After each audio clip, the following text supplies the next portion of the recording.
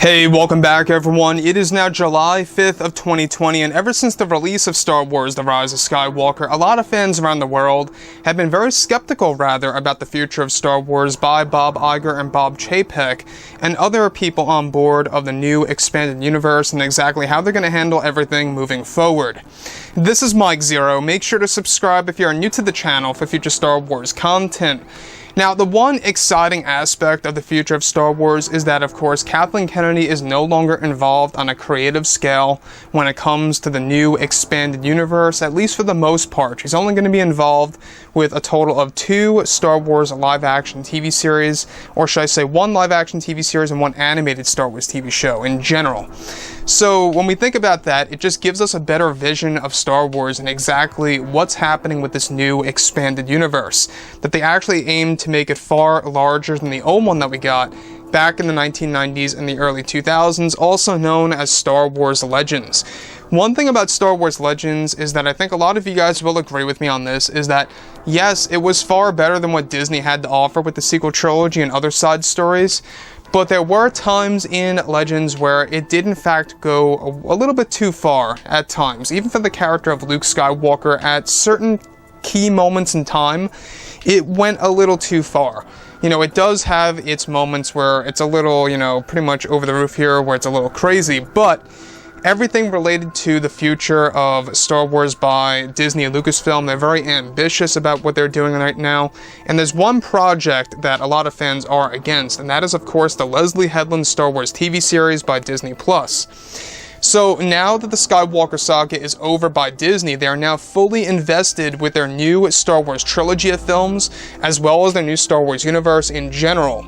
Now, it's explained that both Bob Iger and Bob Chapek are working together as a team in order to create a better and brighter future for the Star Wars franchise moving forward.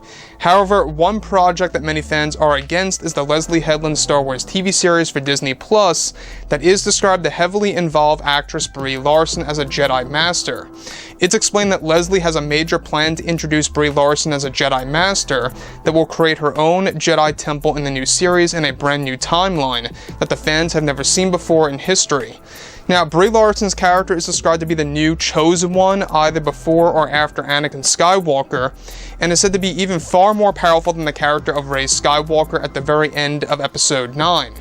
Additionally, it's noted that Brie's character will break many rules of the Jedi and the philosophy of the Force in this new TV show that will end some of the Jedi traditions in the new Star Wars series that they plan to release sometime in 2022 or 2023.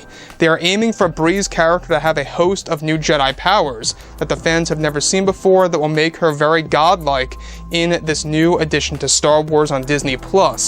Let me just say one thing right here, is that by making her a godlike character, this just sounds like it is a train wreck, pretty much waiting to happen. When we think about Brie Larson, I myself did not like her as an actress in Captain Marvel. In fact, I really did not like the movie in any way, shape, or form.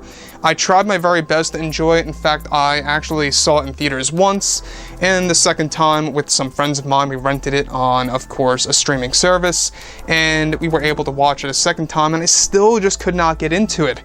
And I think it really, yes, all had to do with Brie's acting style. And that's the other problem, is that with this new TV show, Leslie Headland is actually letting Brie Larson develop her own lines of dialogue and actually becoming pretty much her own writer in a sense for her own character. Pretty much improvising dialogue, specific scenes in this new TV show, and more. The thing that gets me, though, is the fact that they are aiming for Brie's character to be far more powerful than Rey. And a lot of people often use the term Mary Sue, right? That's one thing that a lot of people like to use for the character of Rey, and it very much is true at certain key moments in time in the sequel trilogy movies. Now, this is going to be another prime example of that, where they want to make a character powerful just because it's Brie Larson and just because it's going to be this almighty character in this all-female-led Star Wars TV series. I, however, think that what they should market this film, or should I say this TV show as, is maybe an equal actual Star Wars TV show. Have both genders on an equal scale, And I think that's the best way to really kind of approach the market correctly and to actually make it more successful. The last thing I just want to point out here real quick is that when it comes to Disney Star Wars, obviously Bob Iger and Bob Chapek, they don't have all that much control over this TV show anymore, really. They could actually, you know, just regulate it, which they have before. A couple of weeks ago, they regulated it a little bit here and there. But they really couldn't do all that much with this TV show. By contract, since Kennedy was allowed to have full creative control of the story and who she hires to actually handle the story. So that's the one major problem, is that Kennedy is at hand behind all of this. So, like I've said before in the past, guys, you know, drop a comment below. Let me know about all of this in the comments. And if you guys did enjoy the content for today, do make sure to drop a thumbs up on this video to support the channel. I thank you all so very much for the kind support, and I'll catch you guys next time.